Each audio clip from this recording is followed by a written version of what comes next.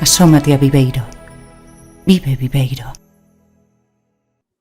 Bueno, buenas tardes y bienvenidos. Espero que me oigáis. Y bienvenidos a este tercer encuentro de las Jornadas de Historia y Arqueología Marítima de la ciudad de Viveiro. Unas jornadas que nos ayudan a acercarnos más al mundo de la ciencia. Y hoy tenemos el honor de tener con nosotros al doctor Nicolás de Ciarlo y a la conservadora Andrea Sanz Catalán, que serán las dos charlas que tendremos a continuación. Aparte, en esta primera charla, por decirlo de esta manera, es para mí, o sea, es un honor poder hablar del doctor Nicolás de Ciarlo porque compartimos justamente una afición, porque se tiene que decir así en común, en distintas federaciones. En mi caso, la Federación Española y en su caso, la Federación Argentina. El doctor Nicolás de Ciarlo es investigador del Instituto de Arqueología de la Facultad de Filosofía y Letras de la Universidad de Buenos Aires y también director del Comité Científico de la Federación Argentina. Hoy nos viene con un temazo que ya nada más con su título ya crea impresión, que son los naufragios bajo el microscopio, interrogantes arqueológicos y estudios de laboratorio. Nico, buenas tardes, ¿cómo estamos? Buenas tardes, Pep. ¿Cómo estás? Pues nada, sin más, para no alargarnos y hoy la primera vez que te tenemos aquí, que es un honor, te lo digo de verdad, te doy paso a tu presentación, tu exposición y también recuerdo a todos los demás que al final de la charla Antón López, que es el coordinador y el director de todas estas jornadas, recogerá todas aquellas preguntas que luego te disparará a ti, Nico, ¿de acuerdo? Bueno, buenas tardes a todos. Pep, muchísimas gracias por la presentación, tan amables palabras. Un placer, el orgullo de estar acá es todo mío. Gracias también a Antón por la deferencia en invitarme a hacer esta presentación, que se titula, como bien introdujo Pep, Los naufragios bajo el microscopio, interrogantes arqueológicos y estudios de laboratorio. Este título refiere básicamente a un tema en el que me voy a centrar hoy, que tiene que ver con qué hacemos los arqueólogos con los materiales o las muestras que extraemos de los naufragios, de los pecios, en el marco de lo que se conoce como la arqueología marítima o subacuática. Entonces, me voy a centrar únicamente en una pequeña parte de todo el proceso investigativo, que es muy extenso, y me interesa poder mostrarles qué tipo de información, qué valor tienen los objetos en términos de información que podemos obtener a partir de su estudio.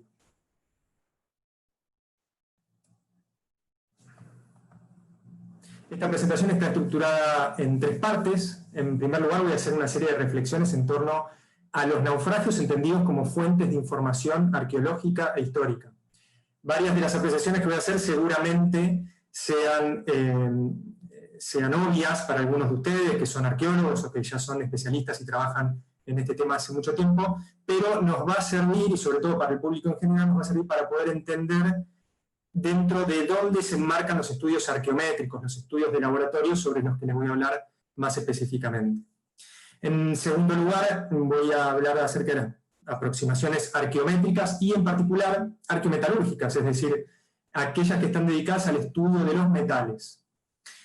Es cierto que hay numerosos estudios que se pueden hacer dentro del campo de la arqueometría, pero por mi especialidad, por ser un tema en el que me he especializado a lo largo de los últimos 15 años, desde mi formación de grado, yo me voy a enfocar en particular en los restos de metales. Y como casos de estudio, voy a trabajar, o les voy a presentar, ya que estamos en España, en lo que considero es mi segunda casa, como hablábamos más temprano con Pep, siempre me reciben con los brazos abiertos. Voy a presentar no solamente un caso de Argentina, en el que también he tenido oportunidad de trabajar en mi licenciatura y doctorado, sino también algunos casos de naufragios que se localizan en aguas españolas, en los que tuve la oportunidad, la fortuna de trabajar junto con los investigadores del Centro de Arqueología Subacuática de Cataluña y del Centro de Arqueología Subacuática de Andalucía. En cuanto al primer tema, quisiera resaltar 3 puntos. Quiero que se queden con 3 ideas fundamentales acerca de los naufragios como fuentes de información. En primer lugar, tener en cuenta que los medios acuáticos, los ríos, los mares, han sido históricamente medios de comunicación, medios de conexión y de vínculo entre las sociedades pasadas, prácticamente desde el inicio del desarrollo de la tecnología náutica. Estamos hablando hace miles de años. Por supuesto que estas influencias, estos desarrollos a lo largo a nivel continental o a nivel global, se han ido expandiendo a medida que transcurrió el tiempo y alcanzaron un auge, por supuesto, en época moderna y se imaginarán en la actualidad. Fíjense, simplemente esto es un gráfico para ilustrar cómo en la segunda mitad del siglo XVIII las rutas seguidas por las embarcaciones británicas mercantes a lo largo del mundo. ¿Y esto qué tiene? ¿Cuál es la importancia de esto? De esta escala global de las actividades del ser humano.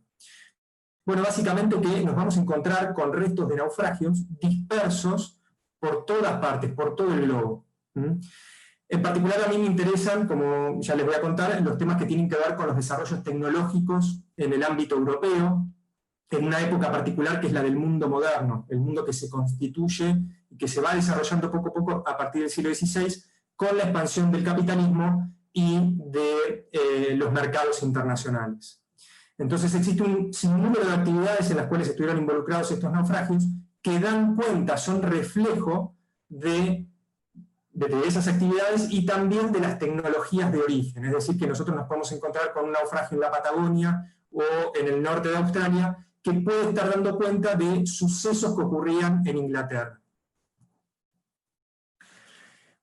El otro concepto interesante es el de las unidades de análisis. Nosotros los arqueólogos vamos y venimos y tratamos de integrar numerosas unidades de análisis, desde, por ejemplo, la vasija de un cargamento de una embarcación como la que ven en la imagen, el sitio mismo, el sitio arqueológico, el naufragio mismo puede ser una unidad de análisis, y también, a una mayor escala, nos extendemos hacia lo que se conoce como la arqueología del paisaje para tener en cuenta los desarrollos a nivel regional, continental, y no solamente las actividades en las que estuvieron involucradas las embarcaciones, sino también la sociedad de su época.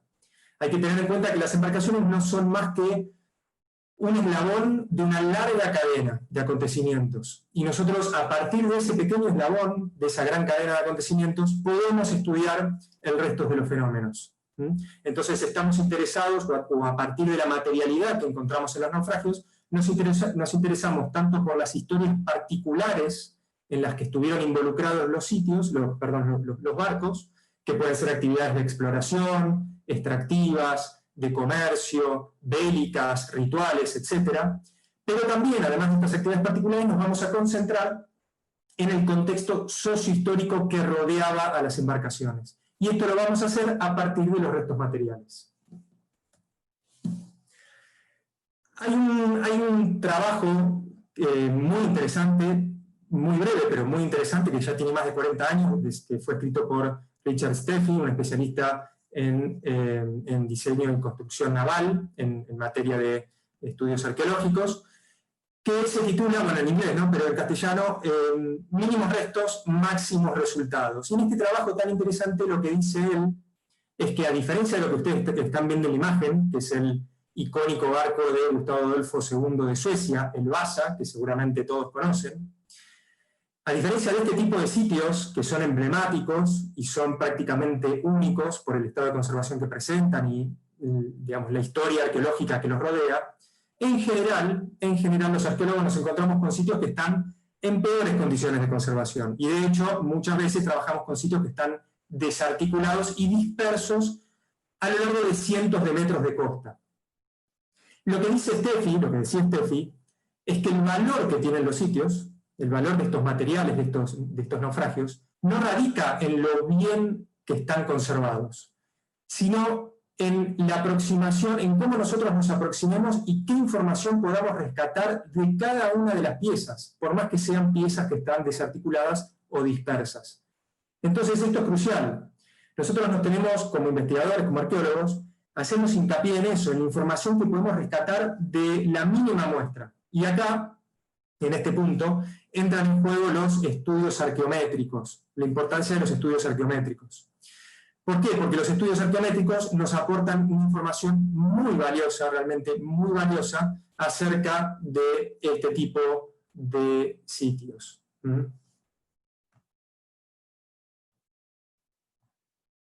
Venimos bien, se escucha bien, ¿no? Simplemente hago Bien, seguimos. Para poder estudiar estos sitios, a partir de las técnicas arqueométricas, nosotros también vamos a tener que tener en cuenta una serie de información, un contexto, un marco de referencia, que nos lo van a brindar fuentes de información adicionales.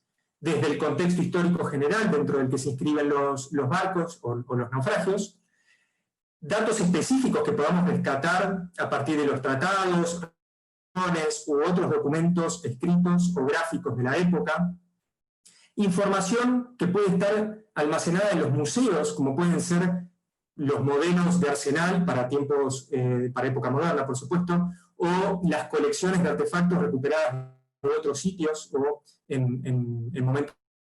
La memoria oral, ¿sí? La memoria oral, o sea, todas aquellas cosas que están en la memoria de la gente, de las personas, con respecto, por supuesto, estamos hablando de arqueología náutica o actividades marítimas. Entonces, y vamos a tener que hacer un manejo integral y crítico de cada una y todas estas fuentes de información. Y los datos que obtengamos de los análisis arqueométricos, que ya vamos a ver algunos, van a tomar sentido, van a cobrar sentido a la luz de este marco de información. Esto es muy importante, los estudios arqueométricos no son mágicos, no nos dan resultados automáticos, sino que los tenemos que interpretar, tenemos que realizar una interpretación de esos datos en términos arqueológicos.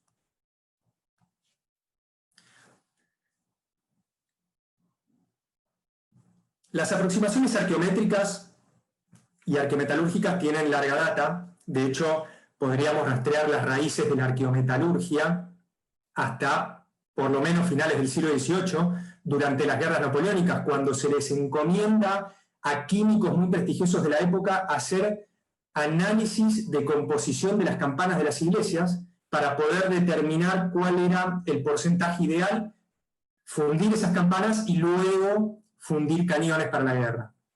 Por supuesto, desde esta época en adelante se han ido desarrollando las técnicas, también han cambiado los intereses acerca de la aplicación de estas técnicas, hasta el día de hoy, donde hay una multiplicidad, un potencial que prácticamente se ve como ilimitado. Ya las fronteras de la arqueometría son muy distantes, hay un sinnúmero de temas que se pueden abordar a partir de este tipo de análisis. Es una disciplina relativamente joven, arqueología marítima, y teniendo en cuenta que nace dentro de lo que es el campo, el marco académico, a principios de la década de 1960.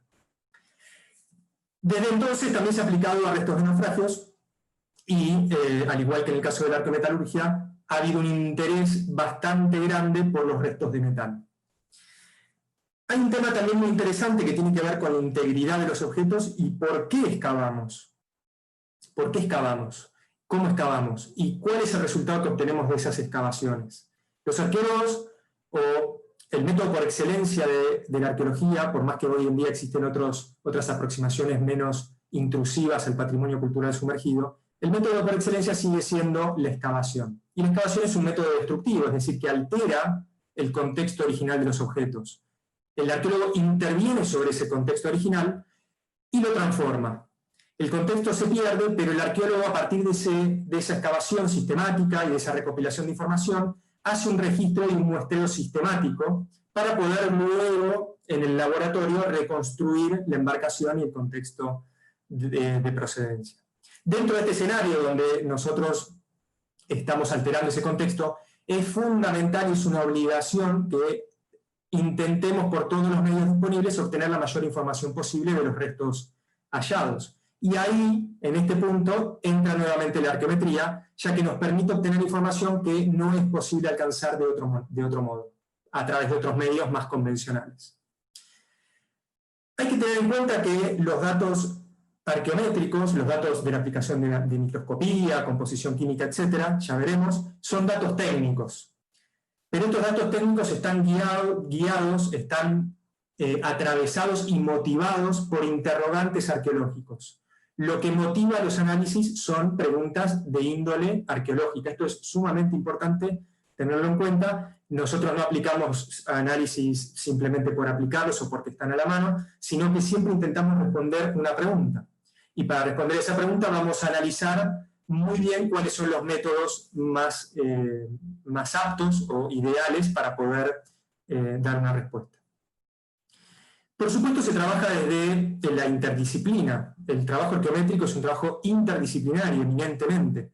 El arqueólogo no puede resolver todas las preguntas por sí solo, desde su propia óptica. Entonces es necesaria la integración de diferentes miradas, la integración de conocimientos, métodos y técnicas que provienen de otras disciplinas. Estas disciplinas en general son las ciencias naturales o las ciencias exactas aplicadas, aunque también trabaja de manera interdisciplinaria con otros investigadores de las ciencias sociales. Lo fundamental es poder integrar las miradas e integrar las escalas de análisis. Fíjense en este gráfico muy sencillo que hice para ustedes. Tenemos en un extremo la Tierra, en un extremo de la escala, y en el otro extremo, bueno, uno de los organismos más pequeños del reino animal, que hoy tantos estragos están causando. En medio de estos dos extremos tenemos básicamente todo lo que nos rodea, desde aspectos que tienen que ver con el paisaje, ¿sí? Los territorios, las regiones, los continentes, los sitios, en este caso, bueno, los barcos o los naufragios, ¿sí? Una escala de sitio, los artefactos asociados a estos sitios, artefactos de grandes dimensiones, o también artefactos muy pequeños, como pueden ser balas o tachuelas. Y entramos también dentro de lo que es por lo menos el campo visible, a ojo desnudo, ¿no? El ojo humano, la escala a la que llega a alcanzar el ojo humano. A veces también nos encontramos con pequeñas marcas que en la superficie de los objetos nos hablan de la manufactura, procedencia de la época e incluso de la pertenencia de esos objetos.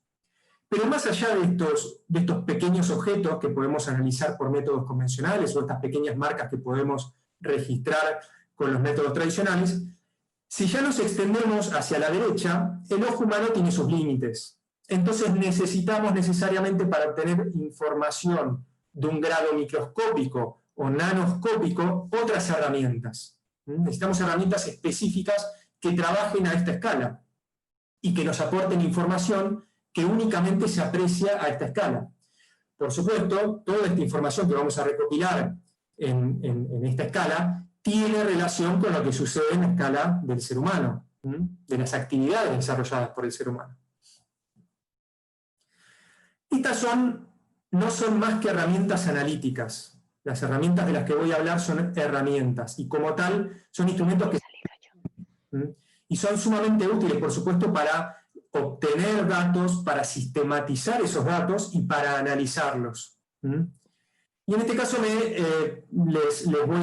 les presento brevemente el caso, digamos, para representar esto que les cuento, de un análisis que hicimos recientemente de parte del cargamento de piedras de chispas o piedras de fusil, de las que se usaban en el siglo XVII, XVIII y XIX como parte del mecanismo de disparo de las armas cortas y armas largas personales, porque nos interesa analizar la tecnología, pero más allá de la tecnología náutica, es decir, la tecnología que tenía lugar en otros escenarios, pero que por determinados motivos terminó arriba de los barcos. En este caso se trata de un elemento muy común en los sitios históricos, en los campos de batalla, en los fuertes y en los naufragios, que se utilizaba como parte de las armas de fuego.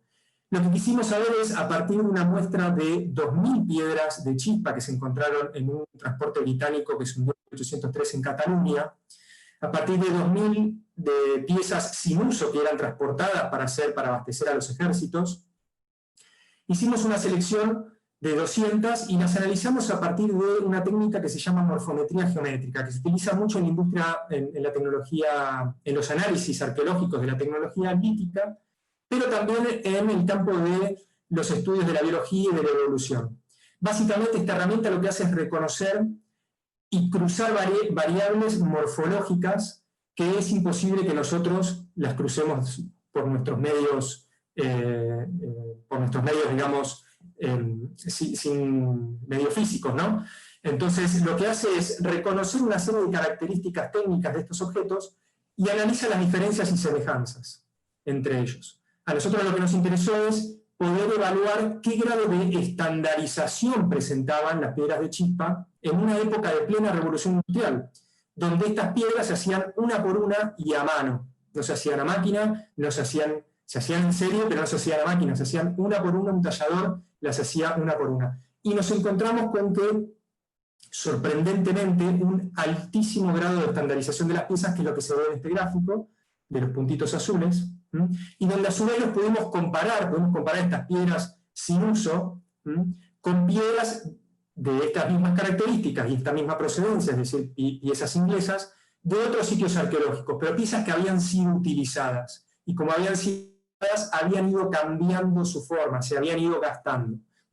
Entonces pudimos apreciar las diferencias, las distancias que había entre unas y otras. En cuanto a los metales, que es el tema de mayor interés de esta charla, o por lo menos del que les voy a hablar de manera más extensiva, decirles que el ser humano ha invertido a lo largo de su historia muchísimo esfuerzo por transformar la naturaleza, para apropiarse de esa naturaleza, para utilizar los elementos que están disponibles en la naturaleza. Y así, en algún momento de la historia, desarrolló lo que se conoce como la metalurgia, que es aquella tecnología de la cual se ocupa la especialidad conocida como arqueometalurgia, o metalurgia histórica en algunos países. El ser humano se ocupó de transformar estos minerales que aparecen en la naturaleza para obtener estas piezas. Y esta transformación la hizo a través de un aporte de conocimientos, de técnicas y de energía. Y seleccionó estos materiales de acuerdo a sus propiedades. Cada material, cada metal tiene determinadas propiedades que son más o menos aptas para determinada función. Entonces, en función, en aras de obtener piezas que cumplían determinado propósito, el ser humano seleccionó algunos materiales y los transformó utilizando distintas técnicas para obtener las piezas deseadas. Esta transformación, hecha por forjado, fundición, laminado, repujado, etcétera, etcétera, dejan los materiales una huella que, más allá de los aspectos morfológicos, macroscópicos, es microestructural. Es una huella en la microestructura y en la composición química de los objetos. Si nosotros analizamos esta huella y la interpretamos a partir de técnicas de caracterización, podemos llegar a inferir aquellos procesos sufridos por el material, que pueden ser procesos de obtención del mineral, procesos de manufactura, pueden ser aspectos que tengan que ver con el uso, con el desgaste, y también pueden ser aspectos que tengan que ver con el deterioro sufrido por los materiales luego de su descarte. En este caso, por ejemplo, luego del naufragio. Entonces, esa cadena operativa o esa historia de vida de los objetos nosotros la podemos abordar, por supuesto hay limitaciones, pero en parte la podemos abordar a partir de los estudios de caracterización. Los métodos y el instrumental de análisis disponibles, bueno, son muy diversos, son muy variados, desde la evaluación macroscópica de los restos, por medio de técnicas convencionales o algunas técnicas como puede ser radiografía o tomografía computada. Luego también tenemos análisis o exámenes microestructurales por medio de microscopía óptica y microscopía electrónica de barrido, que son las dos técnicas más utilizadas en el campo de la arqueometalurgia. Y asimismo tenemos una batería de técnicas de análisis de composición química. Todas estas técnicas tienen sus pros, tienen sus contras, tienen sus alcances y sus limitaciones. Y nosotros vamos a tener que escogerlas en función de, reitero, la pregunta de investigación, que es lo principal, lo que tiene siempre que guiar estos trabajos. Y otra cosa interesante es que estos métodos instrumentales de análisis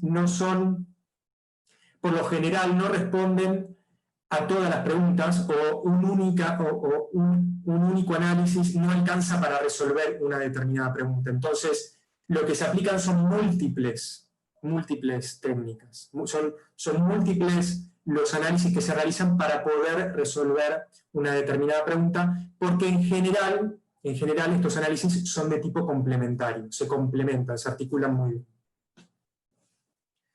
Pasamos al punto tal vez de mayor interés, luego de esta introducción teórica o metodológica acerca de cómo es el trabajo de laboratorio, las motivaciones que hay detrás del trabajo y cuáles son las consideraciones más importantes o más habituales dentro de la investigación arqueométrica. En este caso me voy a concentrar, porque básicamente tienen que ver con los temas que he venido desarrollando durante los últimos 15 años, en la tecnología náutica y metalúrgica. Yo estudié arqueología, hice mi licenciatura y doctorado y postdoctorado en arqueología, pero los temas en los que fui trabajando siempre tuvieron que ver con la tecnología náutica o la tecnología metalúrgica y con la aplicación de todas estas técnicas, o bueno, algunas de las técnicas que les voy a contar, para el análisis de naufragios fundamentalmente. Y de naufragios en particular de los siglos XVII al siglo XIX, es decir, lo que se conoce como naufragios posmedievales, o en América, naufragios históricos. Como les decía, antes de continuar, lo interesante de estos naufragios es que los podemos analizar en términos a varias escalas. Podemos analizar los objetos de manera independiente, podemos analizar los objetos al interior de un naufragio y comparar objetos de una misma característica.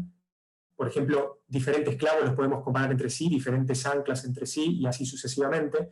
Podemos comparar también materiales o artefactos que cumplen distinta función, pero que son del mismo material, para poder ver diferencias de calidad en estos materiales de acuerdo a la función que cumplían estos artefactos a bordo.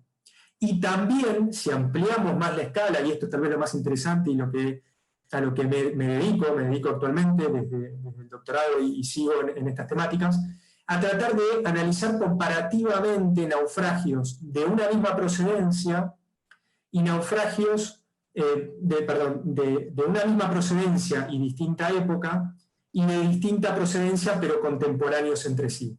¿Para qué? Bueno, básicamente para analizar los procesos de cambio tecnológico y de transferencia de técnicas y de conocimientos entre las potencias marítimas de la época.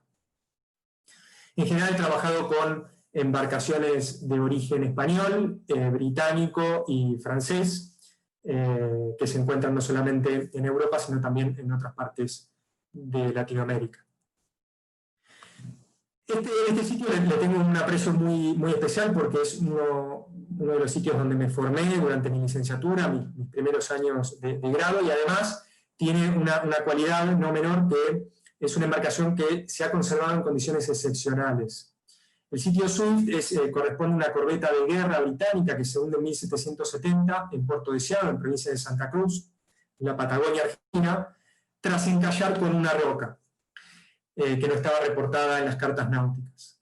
Y lo interesante de esta embarcación es que por las condiciones del naufragio, las condiciones del ambiente, la sedimentación, y que no fue un sitio expoliado, se conserva en unas condiciones excepcionales, como les decía. Para que tengan una idea, al menos un 60% de toda la estructura del casco se mantiene articulada. En algunos sectores, sobre todo de babor, el barco se conserva hasta la cubierta superior inclusive, y en algunos sectores hasta la línea de crujía. Entonces, por debajo de la cubierta superior, el barco está, bueno, por supuesto, procesos de formación mediante, está en excelentes condiciones de preservación. Y esto ha dado lugar a lo largo de los años a múltiples líneas de investigación en torno a este barco, que fue trabajado durante más de una década por el programa de Arqueología Subacuática del Instituto Nacional de Antropología de Argentina. Y en particular a mí tuve la suerte, también por un tema de gusto personal, de ocuparme de los restos de metal asociados a esta embarcación. Por una cuestión de tiempo les voy a presentar solamente algunos pocos casos, ejemplos que analizamos desde el punto de vista arqueométrico. El primero, uno muy sencillo, el que trabajamos hace muchos años, pero me gusta siempre recordarlo y lo suelo traer a colación, es el de unos discos monetiformes, es decir, con forma de moneda, que se encontraban en la zona de popa, que estaban muy deteriorados por encontrarse muy cerca de la superficie y haber seguramente estado expuestos durante muchos años. Estos discos apenas eran legibles a ojo desnudo, entonces lo primero que quisimos saber era si, dadas las dimensiones que tenían, podían corresponder a monedas. Y siempre hablo de este caso porque a mí me enseñó una cosa más allá de la información que obtuvimos de las monedas, que no siempre hace falta aplicar una técnica muy sofisticada para obtener información, sino que hay que aplicar la técnica más adecuada, no necesariamente la más sofisticada, más cara o más novedosa, es la que me va a aportar la mejor información. En este caso, por ejemplo, lo que ven en la imagen de la izquierda son los discos, estas monedas, que fueron iluminadas bajo lupa binocular, una lupa de 50 aumentos, muy pocos aumentos, con luz rasante. Y fíjense, ya con esta pudimos registrar el relieve que se marcó más debido a esta acción de iluminar a la moneda desde un costado, desde un lado. Pudimos registrar el busto y la iconografía vinculada con esta moneda y determinar que se trataban de medios peniques de Jorge II. La historia no termina acá, sino que decidimos ir un paso más para entender por qué se habían deteriorado tanto siendo de cobre, y las llevamos al microscopio electrónico de barrido. Como tampoco queríamos tomar una muestra de deterioro, digamos, porque sería un método muy invasivo para una pieza muy pequeña, decidimos usar esta técnica, ya que el cubículo del microscopio electrónico de barrido es suficiente, o digamos, este tipo de piezas caben tranquilamente dentro del microscopio. Fíjense, olvídense por un momento de la imagen derecha, concéntrense en la de la izquierda. Nosotros, a partir de las técnicas de producción de una época, podemos llegar a inferir cuál es la microestructura resultante. Y nosotros, la microestructura me refiero a aquello que vemos a través del microscopio, ¿no? Luego de hacer un análisis del material. Y nosotros sabíamos que las monedas, los medios peniques de la época, se acuñaban en la Royal Mint, en la Casa de Moneda Real británica, a través de estas prensas, una prensa similar a esta, una prensa volante, donde unos cospeles de cobre 100%, cobre sin alear, podemos llegar a decir cobre puro, se acuñaban por presión. Y lo que decidimos es analizar, para ver qué microestructura da eso, analizar una moneda de colección. Fuimos a un numismático local, compramos un medio penique de colección, no arqueológico, y decidimos pulirlo y hacerle una microestructura, una metalografía. Y esta metalografía dio como resultado esta estructura, que es una estructura que indica que efectivamente es un cobre sin alear, que fue hecho a partir de un cospel que a su vez se obtuvo de una plancha laminada, de una plancha de cobre laminada. Cuando llevamos las monedas al microscopio electrónico de barrido, tuvimos la fortuna, por un lado, que el estado de deterioro de la moneda hizo que no fuera necesario realizar ningún tratamiento superficial para poder analizarla. Y con la simple observación de la moneda al microscopio, nos encontramos con una estructura completamente distinta a esta. Una estructura que responde, es una estructura dendrítica arborescente, que en este tipo de materiales responde a un proceso de colada y de moldeo, de fundición y colada en un molde. No solamente eso, sino que en lugar de ser de cobre puro, nos encontramos con que se trataba de una aleación de cobre, zinc, estaño y plomo. La explicación de esto, a la que arribamos, es que se trataba de falsificaciones. Falsificaciones de la época, cosa que era, por otro lado, algo muy común desde la época romana. Por supuesto, estas falsificaciones estaban penadas por la ley, y es por eso que en general la circulación de este tipo de monedas, en lugar de darse en Inglaterra, en la metrópoli, ocurría en las colonias o en los territorios de ultramar, como en el caso de la SWIFT, ¿no? Del área de acción de la SWIFT. También nos ha interesado analizar no solamente los objetos vinculados con la tripulación, los objetos llevados a bordo como parte del cargamento, sino también aquellos objetos que son parte de la embarcación, y así hemos analizado objetos estructurales o parte del equipamiento náutico, parte del equipamiento de achique y de maniobra del barco. Y más allá de los análisis tipológicos, morfológicos, funcionales clásicos, donde podemos llegar a identificar la tipología de un ancla en este caso, y la procedencia, el lugar donde fue manufacturada la pieza, porque este tipo de piezas ya para el siglo XVIII estaban estandarizadas en su forma. También podemos analizar a ojo desnudo algunos aspectos que son interesantes en el caso del hierro forjado, porque nos aporta información acerca de la manufactura. El propio deterioro del hierro se produce de determinada forma, y a partir del análisis de ese deterioro, que forma como unas vetas, como si fuera una corteza de árbol, podemos llegar a entender cómo fueron unidas las distintas partes de la pieza, como se ve en el gráfico central de la diapositiva. Pero más allá de eso, nos interesó analizar la calidad del material utilizado. Y pudimos determinar no solamente probablemente con qué martillo fueron manufacturados, la temperatura a la que fueron forjadas estas piezas, sino también la calidad del material. y en este caso determinamos que el material muy probablemente había sido importado, sobre todo por la buena calidad, por no ser un tipo de hierro que se encontrara en la época en las Islas Británicas. Por supuesto, como les contaba antes, nos ha interesado comparar artefactos importantes entre sí y hemos encontrado que hay similitudes significativas en cuanto a la calidad de los materiales, mientras que por otro lado objetos que tenían menor interés o estaban sujetos a menores condiciones, a menores exigencias de uso durante su uso, o tal vez no eran tan vitales para la operatividad de los barcos, estaban hechos con materiales de peor calidad, básicamente, ¿sí? Con aceros de peor calidad, como se ve en la imagen de la derecha. Uno de los sitios interesantísimos que he tenido la posibilidad de trabajar junto con Gustavo Ibar y Ruth Heli en Cataluña y hacer parte de mi doctorado y seguir vinculado con los análisis de este sitio, es el del Tebre-1, un transporte británico que seguramente todos conocen, todos han oído hablar, así que no me voy a adentrar más o mucho en la historia, pero sí resaltar que es un sitio muy interesante porque nos brinda una mirada, una ventana a objetos sin uso, objetos cuya delimitación, sus coordenadas temporales y espaciales están muy bien delimitadas. Y son objetos que iban a bordo como parte de la carga, del cargamento de pertrechos militares del barco, desde las piedras de chispas que le conté antes, balas de mosquete, numerosas balas de cañón y de mortero, y otros objetos vinculados con la artillería. Nosotros, a partir del análisis de estos objetos, podemos responder o intentar responder algunas preguntas que tienen que ver con los procesos de industrialización de la época. Por supuesto, no a través de este único barco, sino por comparación con otras embarcaciones. También desde ya hemos podido analizar objetos que están vinculados a la estructura del barco, y que también es muy interesante para entender la tecnología, poder explicar la tecnología de este tipo de embarcaciones.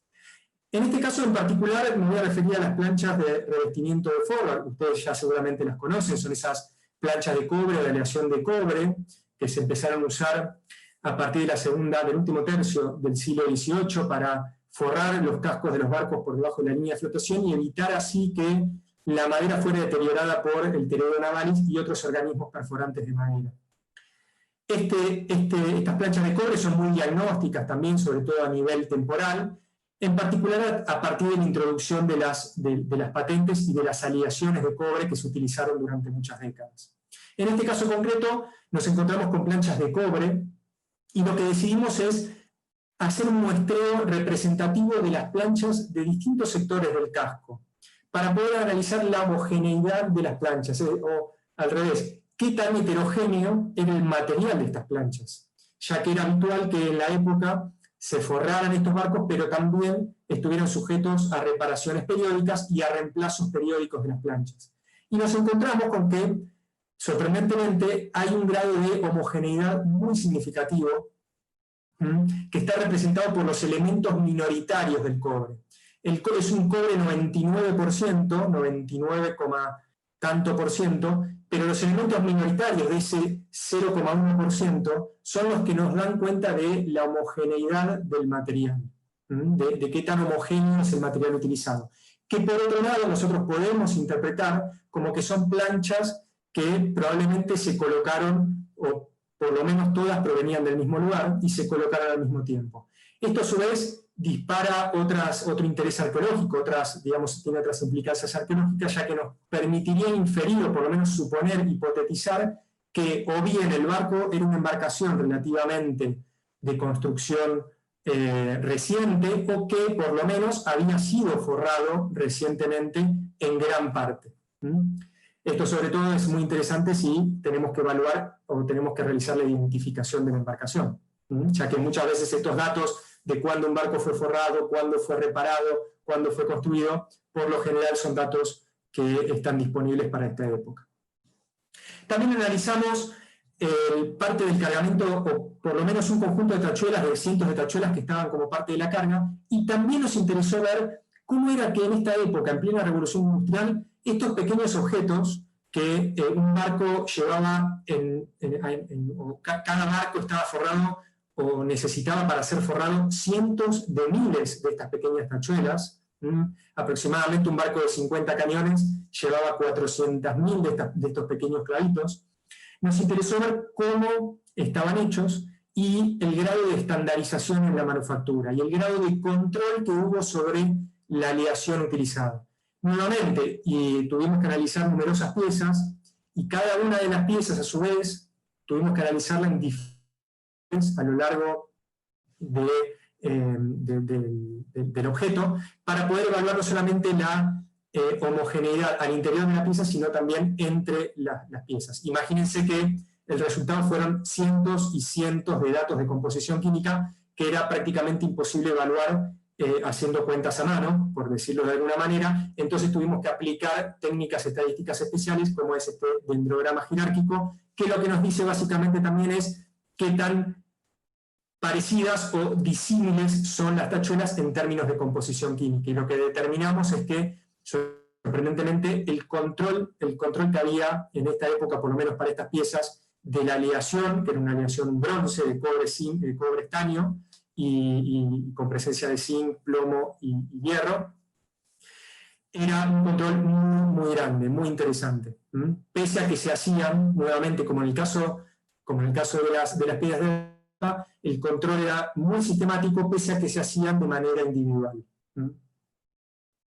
También analizamos, para poder entender cómo han ido cambiando las técnicas y cómo ha sido la mecanización de la producción en esta época, es decir, la introducción de maquinaria para la producción de elementos de fijación, analizamos pernos de distintas partes de la embarcación, del codaste, de la curva coral, de la sobrequilla, de las tablas de forro. Y utilizamos una técnica muy interesante porque es no destructiva, es decir, no hace falta intervenir a la pieza, o la intervención es poca, que es difracción de rayos X, y a partir de esto logramos, es un análisis básicamente para conocer la orientación cristalográfica de los cristales que conforman la estructura de los metales, y a partir de esta técnica, y por comparación con otros naufragios que fueron estudiados de la misma forma, determinamos que parte de los pernos habían sido forjados por técnicas tradicionales, mientras que otra parte de los pernos habían sido hechos a máquina con alguna no sabemos la patente específicamente, pero alguna de las máquinas que comenzaron a introducirse en el mercado en 1783. Esto es interesante porque, al igual que en el siguiente caso que les voy a presentar, que nos encontramos muchas veces en los mismos barcos, nos encontramos con tecnologías de diferentes épocas, con esta convivencia de distintas tecnologías, que tiene que ver un poco con los ritmos o los diferentes ritmos en que se van introduciendo a lo largo del tiempo. También ha sido muy interesante analizar la munición de artillería y aprender a partir del análisis de esta munición también cómo fue cambiando los materiales utilizados para la munición.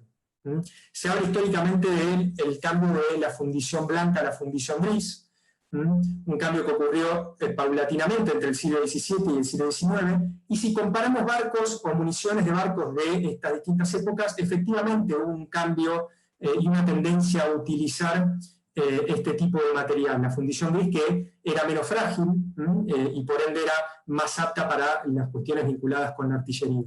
Pero sorprendentemente, pese al momento temporal del Tévere, nos encontramos con que parte de la munición era de fundición gris y parte de la munición era de fundición blanca. Las variables, bueno, que dan lugar a uno u otro tipo de fundición tienen que ver no solamente con el tipo de material, sino también la velocidad de enfriamiento durante la fundición y otros aspectos técnicos que probablemente entraron en juego en esto.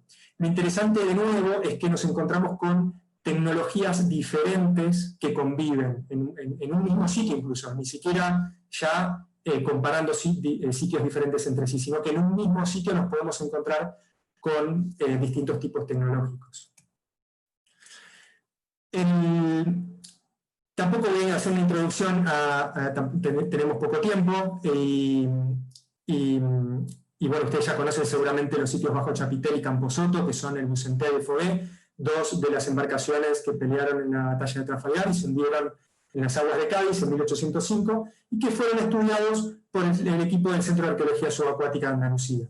Lo que sí voy a resaltar es que el Bucentaure a diferencia del Fougueux, no presenta restos estructurales de madera, sino que los restos se han encontrado restos dispersos, restos de artillería de la época y restos dispersos, en un sector donde también hay restos arqueológicos desde la antigüedad hasta tiempos recientes. Entonces nos interesó analizar parte de los elementos de fijación, que son los que se ven en la imagen y otros, que se encontraron en este sector, en el Bajo Chapitel, y compararlos con los clavos del Fougueux, donde sí hay restos estructurales, donde sí, digamos, se encuentra parte importante del sitio en buenas condiciones de preservación, y mediante este análisis poder comparar tecnológicamente los clavos para realizar alguna identificación, o ver si podíamos realizar alguna identificación.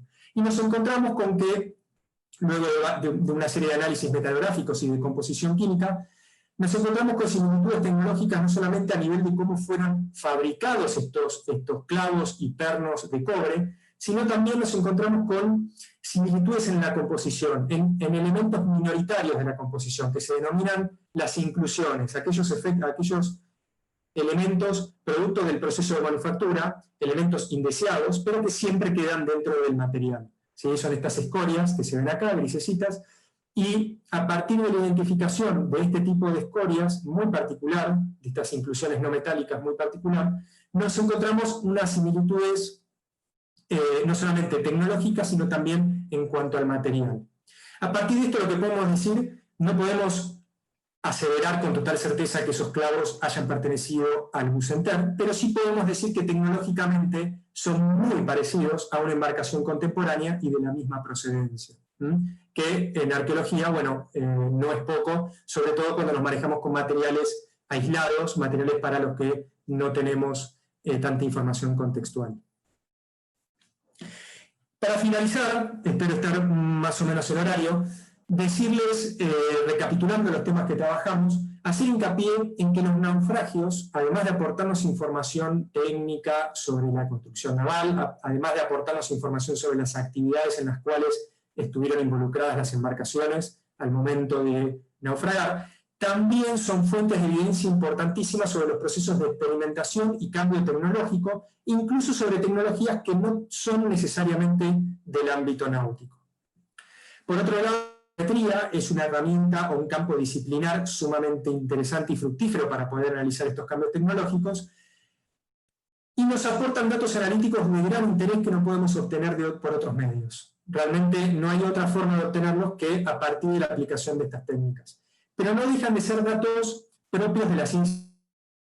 Nosotros tenemos que guiarnos nuevamente, insisto, por interrogantes arqueológicos. Son estos interrogantes arqueológicos los que permiten interpretar esos datos que obtengo a partir del microscopio o de otras técnicas utilizadas dentro de este ámbito.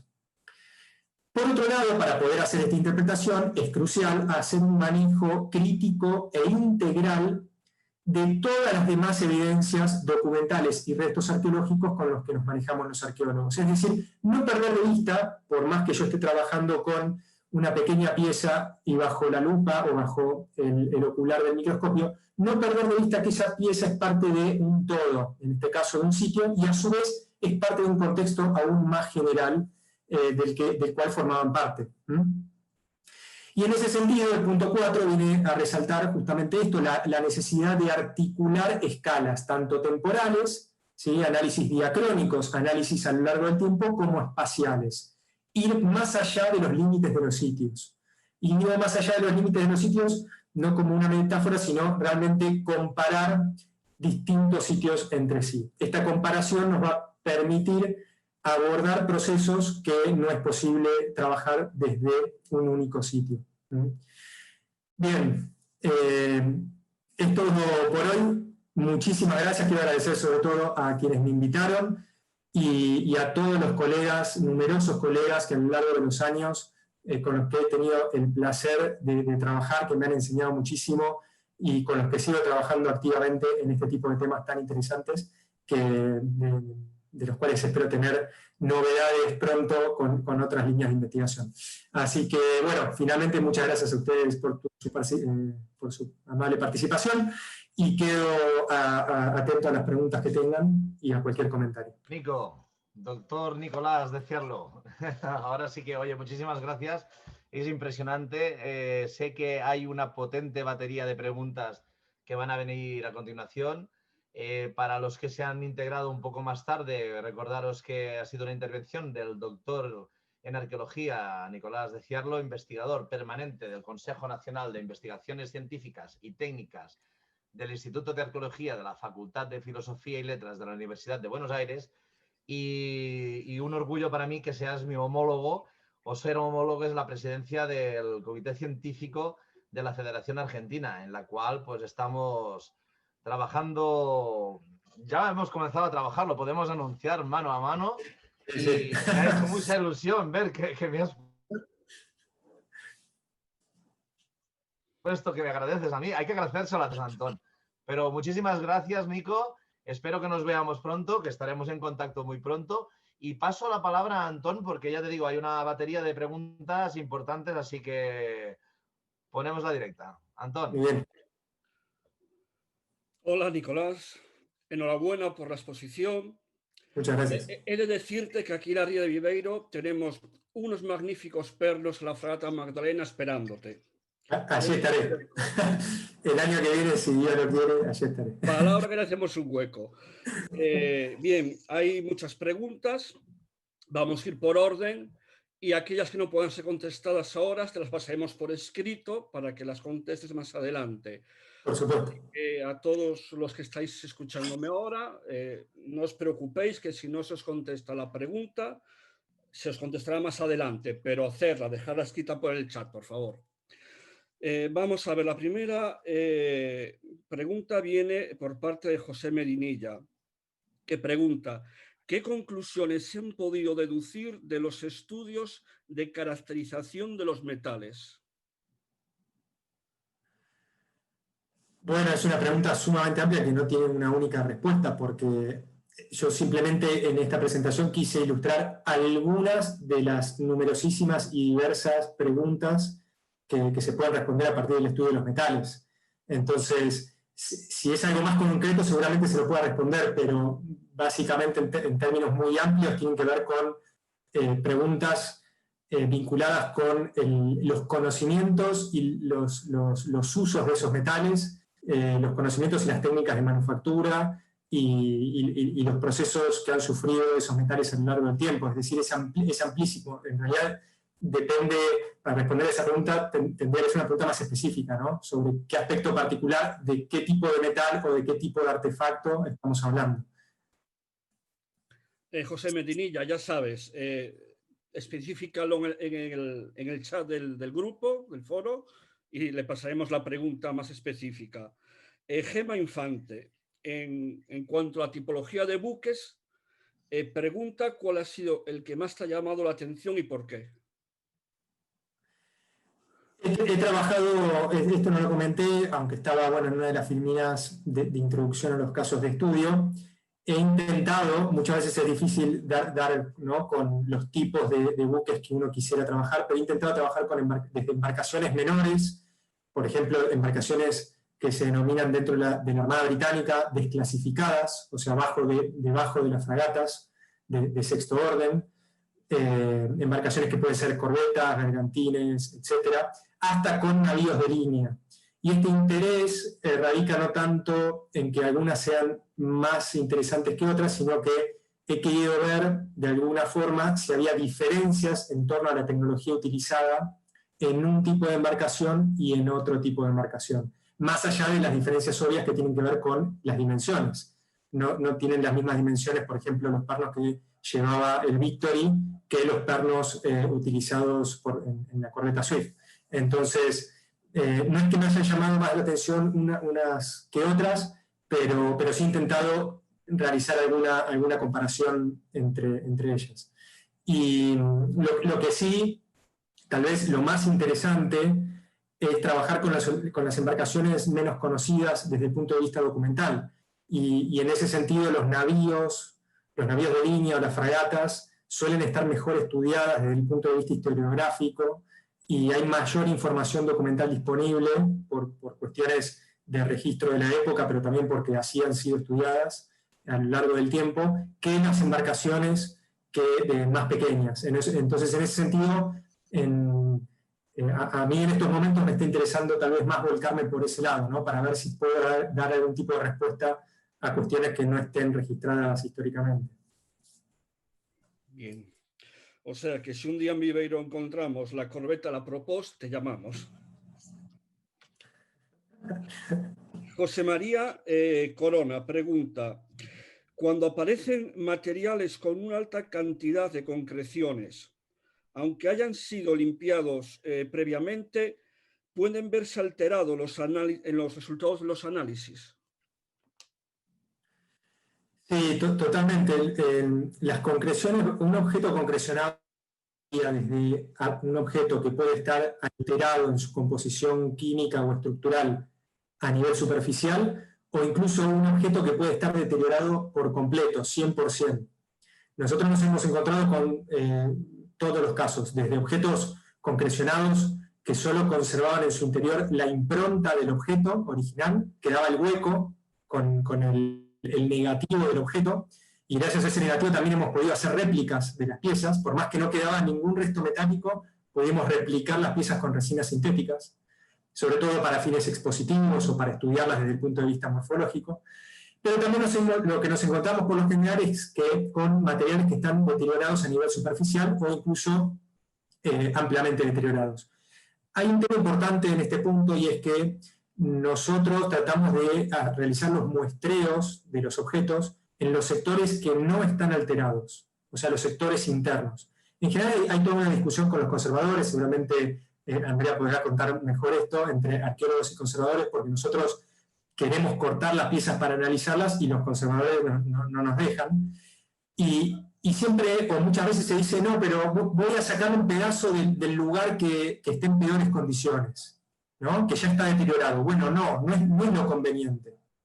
Porque si yo tomo una muestra de un lugar deteriorado, los resultados que obtenga de los análisis, por ejemplo, de composición química, van a estar sesgados, porque la composición que voy a obtener no es la original del objeto, sino va a ser la composición final de décadas o siglos de deterioro, y de deterioro de la composición, y de alteración de esa composición. Entonces, lo que yo siempre sugiero es que cuando se abordan este tipo de análisis de grano fino, para tratar de responder preguntas tecnológicas, es tratar de analizar los artefactos en los sectores que no están deteriorados, o que están menos deteriorados.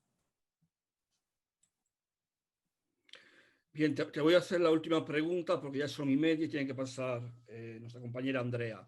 La pregunta es Aarón Barreira. Pregunta: en la ceramología, si no me falla la memoria, ¿se puede acotar un poco la procedencia geográfica de la materia prima mediante el análisis composicional? ¿Existe una técnica similar en el estudio metalúrgico, una que permita localizar las minas o depósitos de las que ha sido extraída la materia prima? Sí, esa batería de análisis que se viene desarrollando hace mucho tiempo, y de hecho hemos realizado un trabajo también con el Centro de Arqueología Subacuática con varios cepos de plomo de anclas romanas. Es un trabajo que estamos tratando de publicar ahora. Se puede hacer un estudio que se conoce, bueno, son varios estudios, se conoce como determinación de isótopos estables de plomo o de cobre. En el caso de los objetos de plomo se suele utilizar la primera, y en el caso de los objetos de cobre la segunda. Pero también muchas veces en el caso de las aleaciones de cobre también tienen plomo como elemento minoritario, y se pueden aplicar los isótopos de plomo. El isótopo de plomo, hay 4 isótopos estables de plomo en la naturaleza, y cada mina, cada yacimiento mineral de plomo, tiene el mismo porcentaje y relación isotópica desde el momento de su formación, desde que se formó geológicamente.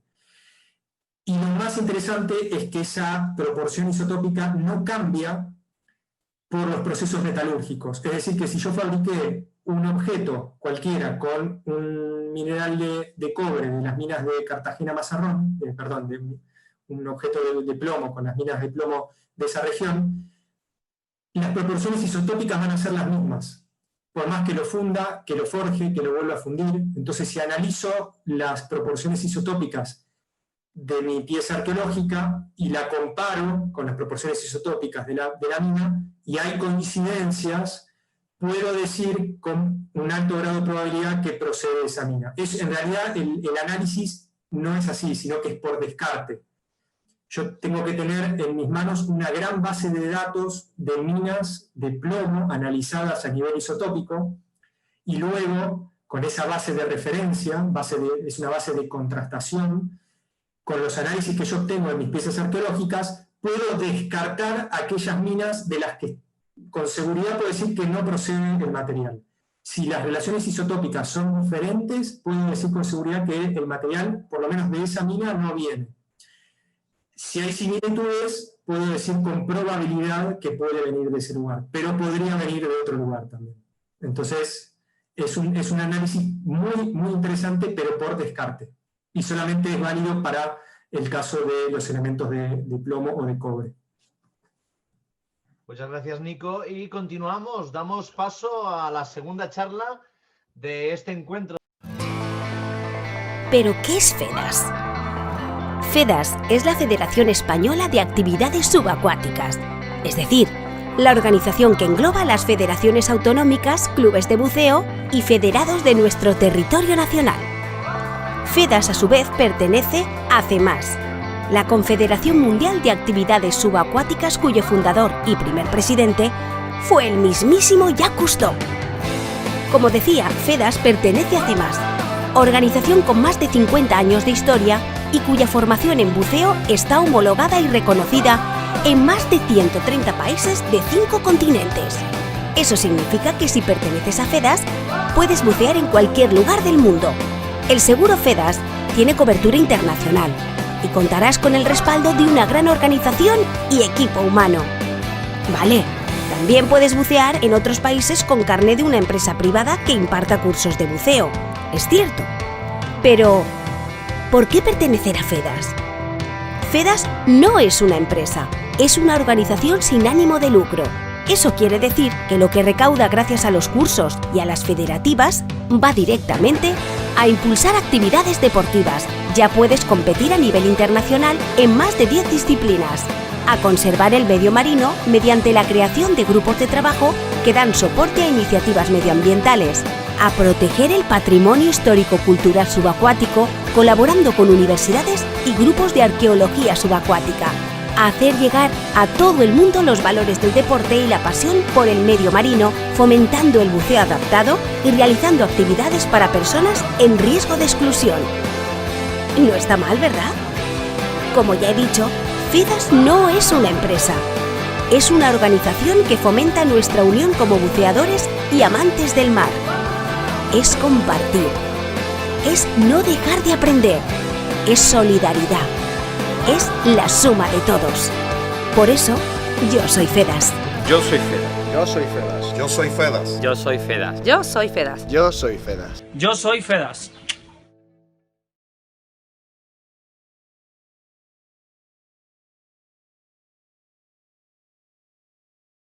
Asómate a algo nuevo. Asómate a nuestras playas, a nuestras rutas, a nuestros paisajes. Asómate a nuestras casas rurales, a nuestros apartamentos y a nuestros hoteles. Asómate a la piscina del spa, a la barra del bar. Asómate al camino. Asómate a nuestra gastronomía, a nuestra historia. Asómate a Viveiro. Vive Viveiro.